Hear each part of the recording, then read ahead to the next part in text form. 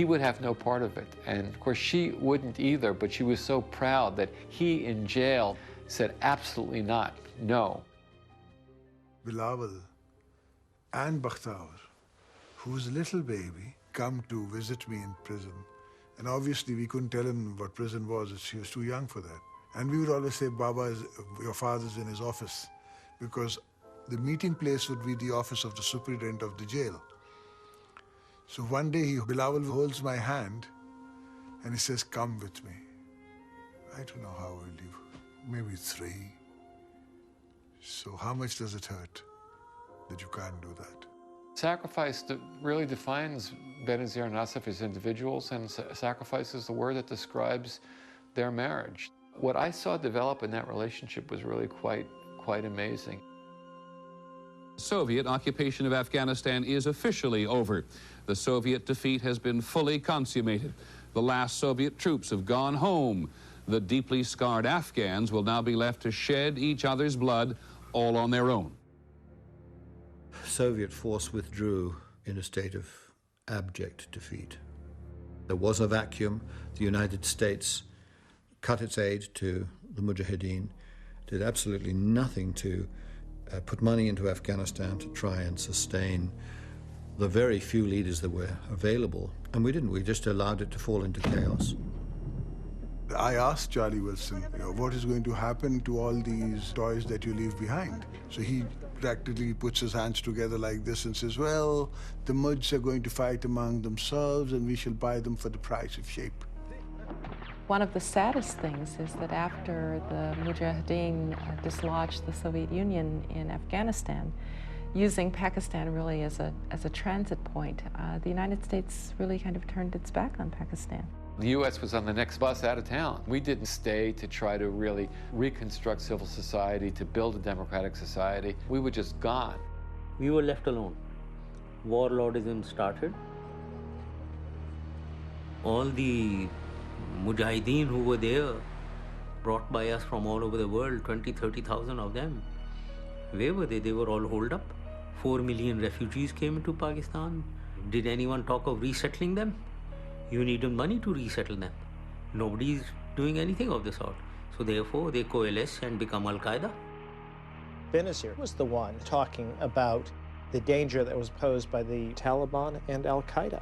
All across Pakistan, secretly, cells have been operating, which have been trying to undergo militant training. And we don't want that because we feel that this is a threat to Pakistan. Benazir came on her first state visit to the United States, and she spent some time alone with Bush 41. And she told me one of the things that she said is, Mr. President, I fear we have created a Frankenstein. Her message largely fell on deaf ears.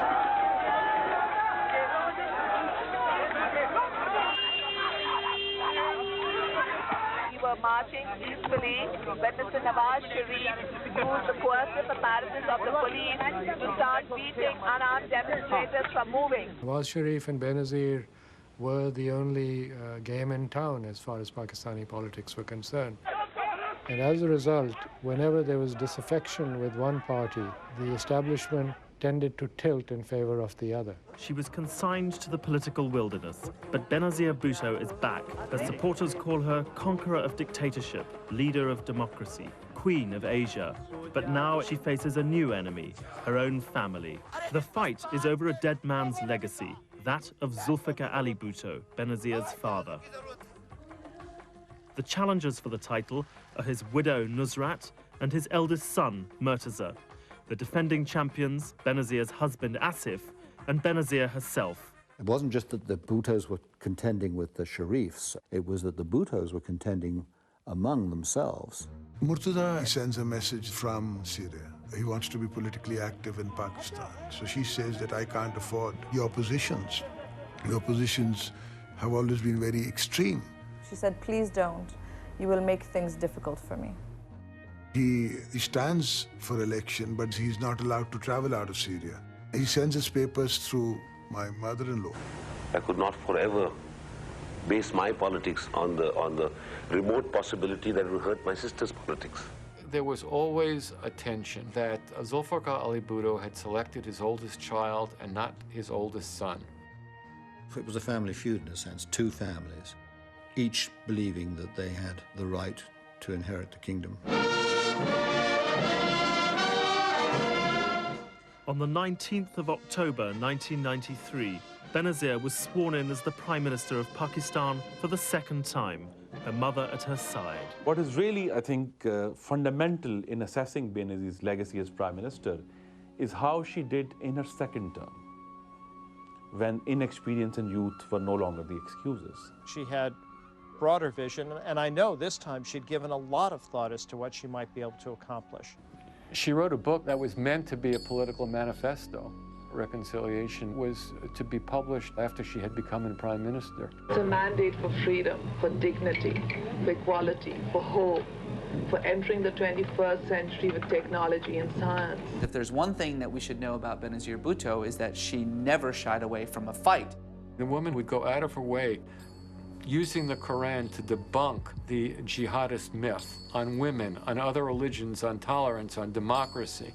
It was such a strong denunciation of the jihadist view of Islam and of terrorism and of those that would strangle Pakistani society and those who would strangle Islamic innovation across the world. The conservatives, the religious groups in Pakistan saw Bhutto not just as a threat to their ideals, to their way of life, to what they wanted for Pakistan. They saw Benazir as a threat to Islam itself. She did represent in and of herself the reconciliation of these various strands of ideas.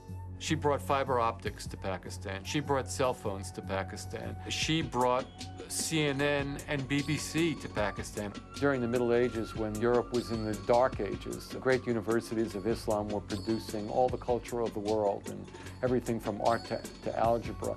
And it was a very open and tolerant society. Well, that was her view of Islam. She, I think, really dispelled a lot of the myths about women in leadership roles. Certainly, she dispelled the myth that a woman can't be tough, because she was incredibly tough. As someone who claims to be a feminist, she was traditional. This is a woman who didn't shake hands with men, and who covered her hair, and who believed that women in a certain post should be married. She got so many women to start acting and start going into and making a change and trying to make a difference. She wasn't a feminist. I mean, I don't know why people think she was, but she wasn't. Benazir does not repeal the Hudud ordinances. And the Hudud ordinances are the most violent pieces of legislation against women in this country. Considering the fact that Benazir had to overcome these Sharia ordinances that so profoundly affect women, it is a miracle that she rose to the position of Prime Minister. The reality was that she needed the support of one of the religious parties to stay in power, and they would not have supported removing this. Maybe she was right, you know, that you needed to operate according to the political realities.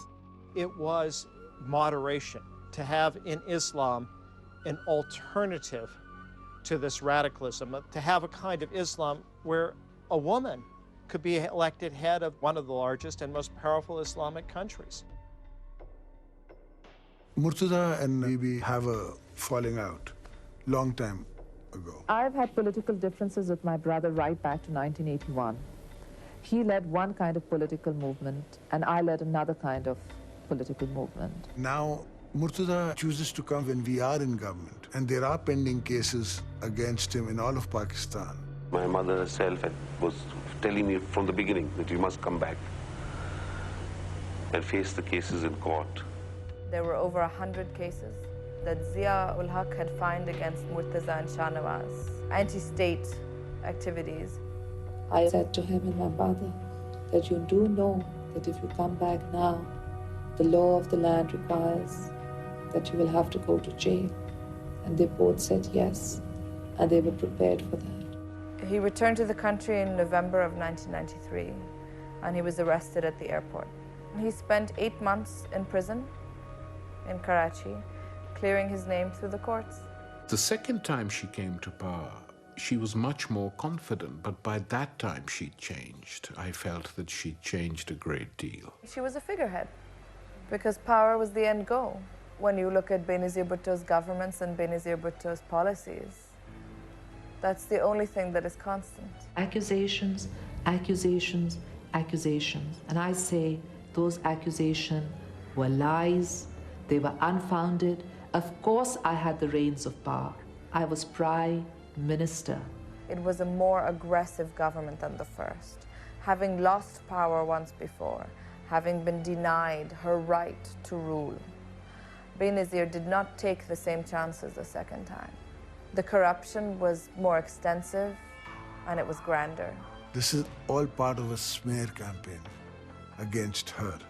The word corruption is an easy word to bandy about. When you don't like someone, you don't like their politics, and you have a massive propaganda machine at your disposal, you use that to taint political leaders. She tolerated a lot of people and their shenanigans. In fact, Murtaza comes to our house where we try and talk that it's not safe for you here and you have a security risk against him. Obviously, he has his own position. He doesn't listen to us. And then this incident happens.